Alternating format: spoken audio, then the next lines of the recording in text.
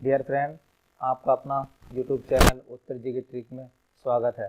उम्मीद करता हूँ आप अच्छे से होंगे, स्वस्थ होंगे और आए दिन हमारी वीडियो देख रहे होंगे।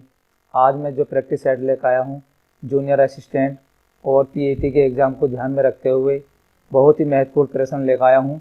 और हमारे प्रैक्टिस सेट को हिंदी के दोस्तों में शेयर कीजिए और अपना स्कोर बताइए अंत में कितना स्कोर बना है और वीडियो के लास्ट तक बने रहें। चलिए आज का प्रश्न बिना देर किए हुए स्टार्ट करते हैं। हिंदी की आदि जननी किसे कहा जाता है? यानी हिंदी की आदि जननी है। ए ऑप्शन में है प्राकृत, बी में है पाली, सी में है अपभ्रंश और डी में है संस्कृत। तो इसका सही आंसर होगा संस्कृत। चलिए अगला प्रश्न देखते हैं। हिंदी दिवस किस दिन मनाया जाता है? यानी हिंदी दिवस किस दिन मनाया जाता है? इसका सही आंसर होगा 14 सितंबर। चलिए अगला प्रश्न देखते हैं। आग कौन सा शब्द है? आपको बताना है आग कौन सा शब्द है। ए ऑप्शन में है तत्सम, बी में है तद्भव, सी में है देशज और डी में है विदेशज। यानी आग क्या है हमारा? तो इसका सही आंसर होगा तद्भव, यानी बी ऑप्शन। चलिए अगला प्रश्न देखते हैं। हिंदी किस भाषा परिवार की भाषा है? यानी हिंदी किस भाषा परिवार की भाषा है? तो आपको बताना है ए ऑप्शन में है द्रविड़, बी में है ऑस्ट्रिक, सी में चीनी तिब्बती और डी में भरोटीय। तो इसका सही आंसर होगा हमारा डी ऑप्शन, भरोटीय। भारत में सबसे अधिक बोले जाने वाली भाषा कौन सी है? यानी भारत में सबसे अधिक बोले जाने वाली भाषा कौन सी है? ए ऑप्शन में है संस्कृत, बी में है तमिल, सी में है उर्दू, डी में है हिंदी। तो आपका सही आंसर होगा डी, यानी भारत में सबसे ज़्यादा कौन सी भाषा बोली जाती है? हिंदी। अगला प्रश्न देखते हैं। हिंदी भाषा का जन्म हुआ है? यानी हिंदी भाषा का जन्म हुआ है। ए ऑप्शन है लौकिक संस्कृत से, बी पाली प्राकृत से, सी ऑप्शन है वैदिक संस्कृत से और डी है अपभ्रंश से। तो इसका सही आंसर होगा अपभ्रंश से, यानी डी ऑप्शन। निम्न में से कौन सी बोली अथवा भाषा हिंदी के अंतर्गत नहीं आती है? यानी निम्न में से कौन सी बोली अथवा भाषा हिंदी के अंतर्गत नहीं आती है? ए में है बांगरू, बी में है अवधी, सी में है तेलुगु और डी में है कन्नौजी। तो इसका सही आंसर होगा सी ऑप्शन, यानी तेलुगु। चलिए अगला प्रश्न देखते हैं। हिंदी की विशिष्ट बोली ब्रजभाषा किस रूप में सबसे अधिक प्रसिद्ध है?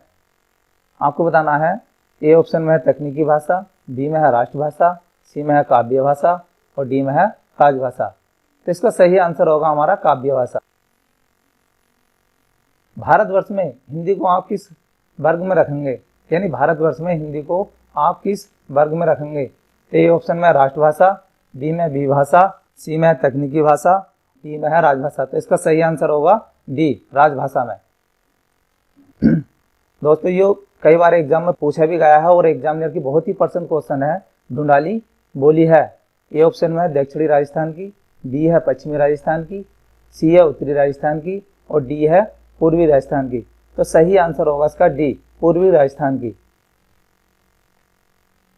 निम्नलिखित में से कौन सी पश्चिमी हिंदी की बोली नहीं है?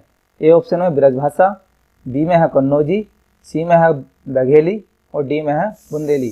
तो इसका सही आंसर होगा सी, बघेली। ये कौन सी की है? पूर्वी भाषा की है।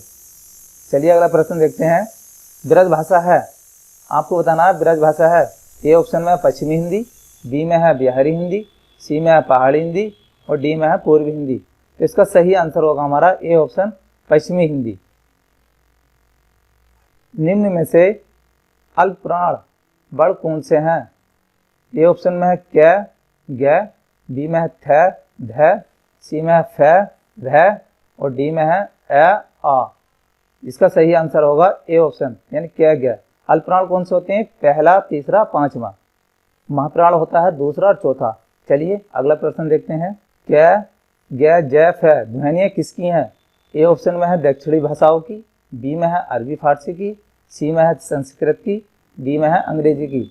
तो इसका सही आंसर होगा बी ऑप्शन, अरबी फारसी की। इसे हम संघर्षी ध्वनियाँ भी कहते हैं। हिंदी शब्दकोश के 6 यानी जो संयुक्त वर्ड है हमारा 6 का क्रम किस वर्ड के बाद आता है? ए ऑप्शन में है 6, बी में है 13, सी में है ज्ञ और डी में है कै। तो इसका सही आंसर होगा डी ऑप्शन, यानी कै के बाद में शब्दकोश में आता है। घ का उच्चारण स्थान कौन सा है? ए ऑप्शन है कंठ, बी ऑप्शन है तालु, सी ऑप्शन है दंत और डी है मूर्धा।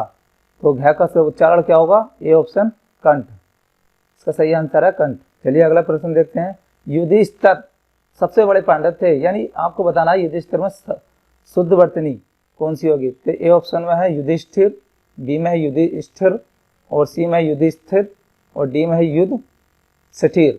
तो इसका सही आंसर होगा ए ऑप्शन युधिष्ठिर। ये भी कई बार एग्जाम में पूछा गया है। दिन वे दिन रसायनों के अप्रत्याशित प्रभाव सामने आ रहे हैं, यानी जो अंडरलाइन कर रखा है इसकी शुद्ध वर्तनी में आपको बतानी है। ए ऑप्शन में है अप्रत्याशित, बी में है अप्रत्याशित, सी में है अप्रत्याशित, डी में है अप्रत्याशित। तो इसका सही आंसर होगा बी, यानी अप्रत्याशित। अत्यधिक व्यस्तता से जीवन में निरस्ता आ जाती है, यानी अत्यधिक की शुद्ध वर्तनी आपको बतानी है। ए में है अत्यधिक, बी में है अत्यधिक और सी में है अत्यधिक और डी में है अत्यधिक। तो इसका सही आंसर होगा ए अत्यधिक। चलिए अगला प्रश्न देखते हैं। निरर्थक का सही संधि विच्छेद है निहि जमा के अर्थक, बी ऑप्शन में है निरा जमा के अर्थक, सी में है निर जमा के अर्थक और डी में है निर जमा के अर्थक। इसका जो सही आंसर होगा, हमारी विसर्ग संधि है इसमें, ए ऑप्शन निहि जमा के अर्थक। चलिए अगला प्रश्न देखते हैं। निम्न में से कौन सा शब्द स्वर संधि का उदाहरण है? आपको बताना है। ए ऑप्शन में है उच्चारण, बी में है दिग्गज, सी में है मन्यंतर और डी में है अधोगति। तो इसका सही आंसर होगा हमारा सी मन्यंतर। ये हमारा स्वर संधि का उदाहरण है। चलिए अगला प्रश्न देखते हैं। निम्न शब्दों में से किसमें विसर्ग संधि है?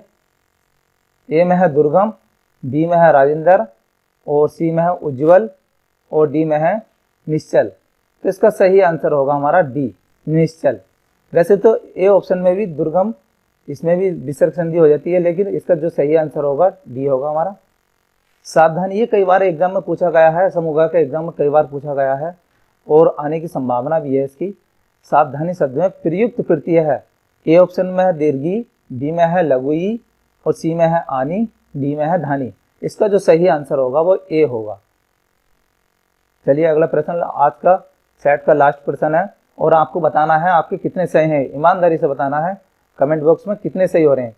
तो आज का प्रश्न है, जो धातु या शब्द के अंत में जोड़ा जाता है उसे कहते हैं। ए ऑप्शन में है अव्यय, बी में है उपसर्ग, सी में है प्रत्यय और डी में है समास। तो आप इसका सही आंसर होगा सी प्रत्यय।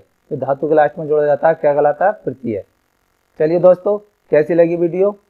वीडियो अच्छी लगी हो तो वीडियो को लाइक कर देना, शेयर कर देना और अभी तक आपने हमारा चैनल सब्सक्राइब न किया हो तो चैनल को सब्सक्राइब कर देना। वीडियो के अंत तक बने रहने के लिए धन्यवाद।